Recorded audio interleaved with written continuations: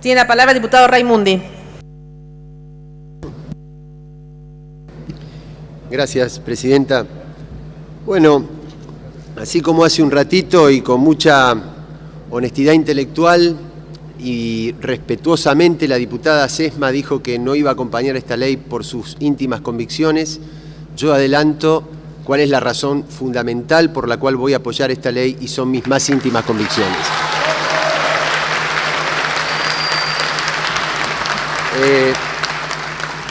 Primero, señora presidenta, dos cuestiones prácticas. Yo la verdad que no entré en de ser abogado del oficialismo. Yo prefiero ser abogado de mí mismo y del sentido común. Pero sí desmontar varios de los argumentos de los que se oponen a esta ley. Y en primer lugar, desdramatizar la cuestión, el planteo escandaloso de esta sesión como escandalosa. Pero por una cuestión práctica. La razón por la cual en una sesión especial pedida por la minoría se espera un tiempo y se levanta, es por la sencilla razón de que se sabe de antemano de que para qué esperar más tiempo si no se va a lograr el quórum. En cambio, cuando hay una sesión especial pedida por el oficialismo con capacidad de lograr el quórum, no hay ningún problema de esperar un poquito más, porque de lo que se trata es de hacer una sesión con validez. Y yo lo digo desde la perspectiva de una persona que ha estado mucho más en sesiones de minoría fracasadas que en sesiones válidas. Pero lo que quiero decir es que lo que no se puede hacer es disfrazar de calidad institucional lo que es la defensa de intereses políticos y económicos, porque aquí no hubo trato discriminatorio, aquí hay sentido común. Y hay otra cuestión práctica. Si aquí estuvieran presentes la totalidad de los legisladores del otro sector de la oposición, nosotros en alguna de las modificaciones que estamos pidiendo tendríamos más chance de conseguir modificaciones. Por lo tanto, se da el contrasentido de que quienes más se oponen, más chance le dan al oficialismo para que no modifique una coma de este dictamen, después de lo que ya todo hay que reconocer que se ha modificado. Paso ahora a la cuestión de la ley, pero no de la ley en su articulado, porque de eso ya se ha hablado mucho, y de sus efectos legales, sino de un efecto social, que es, a partir de esta ley, no solamente los foros por la radiodifusión democrática, no solamente, sino la gente del común, la gente que no milita en estos lugares que recién señalaba Basteiro. A partir del debate de esta ley, ¿está hablando más de monopolios o está hablando menos de monopolio?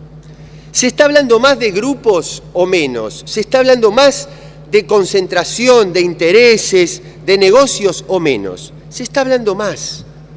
Y eso es lo bueno, porque se trata de una sociedad que empieza a poner en negro sobre blanco, que empieza a sincerar esos intereses y que empieza a poner a los grandes grupos de comunicación como actores con intereses políticos y económicos y no como propagadores sacrosantos de la verdad. Ese es el principal valor profundo que tiene el debate que se origina alrededor de esta ley, más allá de los contenidos de la propia ley. Aquí ha habido 70 proyectos desde el año 83 hasta ahora, 70. Algunos de ellos totalizadores, otros reformas parciales, y nunca nadie dijo que no se debían tratar. Y sin embargo, nunca jamás se trataron. Si nadie dijo que no se debían tratar, pero no se trataron, es porque aquí hay intereses no dichos. Y por lo tanto, este no es un debate que lleva pocas horas, como dice la oposición, sino que es un debate que lleva muchos años, y enhorabuena que lo hayamos podido dar esta noche. Pero además, fíjese, presidenta, los que dicen que esto tendría que ser una política de Estado. Una política de Estado es una política de articulación, una política de Estado es una política donde nadie consigue el óptimo, sino que es una política de síntesis. Y sin embargo, piden eso, pero fuerzan interpretaciones extremas de cosas que son de mero sentido común. Yo escuché acá decir que era autoritario que entre las facultades de la autoridad de aplicación esté la registración de los trabajadores. Pero yo digo, si esta es una sociedad que lo que necesita es registrar a la totalidad de sus trabajadores a partir de un órgano de aplicación coordinado por el Poder Ejecutivo, que es nada menos que el Ministerio de Trabajo. Me refiero a los trabajadores comunes. Ese es el sentido de la cláusula de registración. No es el sentido de, si no me gusta lo que pensás, no podés trabajar de periodista. Pero además escuché que es autoritario poner entre las facultades la de declarar la caducidad de las licencias. Pero digo, si hay una ley que establece cuáles son los requisitos para entregar una licencia, cuando se incumplen esos requisitos, legalmente tiene que haber una autoridad de aplicación de la ley para que declare la caducidad de las licencias ilegales. Entonces digo, señora presidenta, insisto, no disfracemos de calidad institucional lo que es la discusión de otros intereses. Porque, por ejemplo, no fue quienes más se llenan la boca con la calidad institucional los que llevaron en su lista a un falso ingeniero que hace algunos años se sentaba en las bancas como construcción mediática, exclusivamente como construcción mediática. Se sentaba en las bancas enfocado por todas las cadenas de los grandes medios para indicarle a los legisladores de la legislación de la Comisión de Legislación Penal cómo había que tratar los temas de seguridad, endureciendo las penas y encarcelando a los menores. Y no es una afrenta a la calidad institucional que también en un mismo bloque que se llena la boca con ese concepto tenga un legislador que es propietario de una cadena de medios de comunicación, lo cual está prohibido por esta y por todas las leyes y por la ética pública. Escuché decir, señora presidenta, que los medios independientes son los que destapan los casos de corrupción. Yo creo que ha habido muchos casos en que los medios con independencia han destapado casos de corrupción. Y también sabemos que existen casos en que por negocios los casos de corrupción no se tapan y se pisan para tener extorsionado al denunciado y no sacarlo a relucir mientras tanto siguen vigentes sus negocios. Pero voy a poner un ejemplo emblemático.